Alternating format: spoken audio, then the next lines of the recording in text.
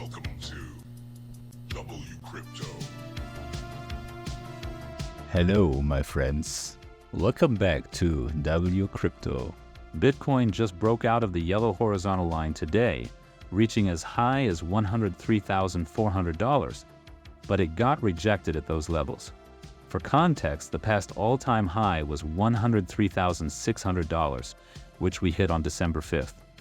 This recent rally might have been fueled by the massive Trump news. Donald Trump has confirmed plans to establish a strategic Bitcoin reserve through an executive order on his first day back in office. This initiative would use the U.S. Treasury's Exchange Stabilization Fund to buy Bitcoin, which could have a huge impact on the market. Discussions suggest this plan could lead Bitcoin to reach values between $500,000 and $1 million per Bitcoin. There's more bullish momentum brewing in the market. MicroStrategy was just added to the NASDAQ, solidifying its position as a leading Bitcoin proxy. A potential rate cut is expected this Wednesday, and CZ, the former Binance CEO, recently revealed that the UAE is actively stacking Bitcoin. Adding to this, BlackRock now owns 2.55% of the total Bitcoin supply, while rumors swirl about Japan considering its own Bitcoin reserve. All of this is driving significant excitement and positioning Bitcoin as a must-have asset on the global stage. Looking at the one-week liquidation heat map, it's clear why we saw a push to these levels. The hottest zones with over $450 million in liquidation leverage volume were right around $102,900 and $103,000. Market makers in Wales targeted that liquidity, which had been building up during the slow rise toward the upper boundary of the yellow channel. On the 2-day chart, we've got a green dot printing. The daily time frame is still green, and almost every time frame up to 2 hours looks bullish.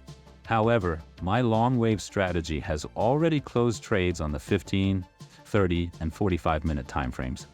We're seeing bearish divergences forming on these smaller time frames, which makes me think a retest of $101,500 is on the table. That level is a key horizontal zone, but the one-day liquidation heat map shows an even tighter target range, $101,000 to $101,600. If we break below that, I'll be watching closely for dip buying opportunities.